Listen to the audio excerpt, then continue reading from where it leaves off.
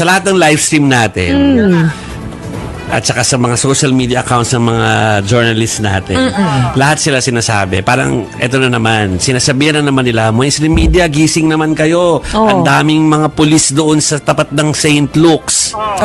Na parang sinasabi, hindi natin ginagawa yung trabaho natin. Hindi tayo nagpupunta doon para tignan.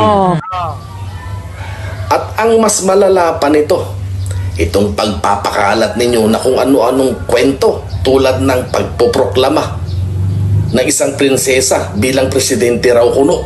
Totoo yan, mga kababayan. Binalita na nila na naiproklama na daw si Sara Duterte na presidente na ng Pilipinas. Grabe, no? Sir Mike, kalat dito yung video na yan. Nakakahiya talaga. Meron din akong video niyan. Nakakadiri. Send mo na sa kanila. Oo, yung mga DDS na Naku, grabe. Mga DDS yan. Oo ha, mga DDS yung mga nagpapakangkang. Mga nagchuchutor ng bengbang sa mga alaga nila. Grabe, no, mga kababayan ko, no? Nagchuchutor ng bengbang sa mga alaga nila. Hindi, mga kababayan, no? Eto na. Gaano kadesperado na ba kayo, ano? Oh. Hindi na kayo nakakatuwa. Hindi na kayo nakakatulong. Nakakadagdag pa kayo sa problema ng bansa. Correct, kuyang. Oo. Totoo yan, hindi nga sila nakakatulong, hindi pa sila hindi na sila nakakatulong, nakakadagdag pa sila sa problema ng bansa. Paano naman? Kita mo naman yung ibang mga DDS nagtuturo ng bengbang.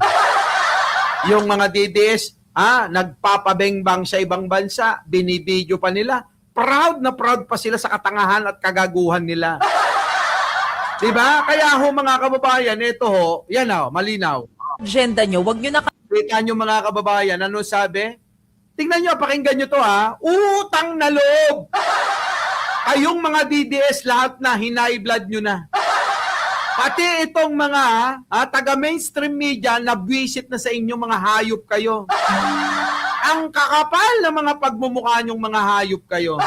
Yan galit na galit utang na loob yung agenda nyo, wag nyo na kaming idamay. Wag na rin kayong magloko kung manloko ng ibang tao kung gusto nyong i-push yung agenda nyo. Mano ba namang magsabi na lang kayo ng totoo nang sa gayon ay makakuha rin kayo ng suporta? Yeah. Tama. Sabi nyo, puntahan ng St. Luke's. Of course, nagpasilip na kami doon. Kuhanan na rin po ng mga tao namin na wala naman po talaga. Wala talaga.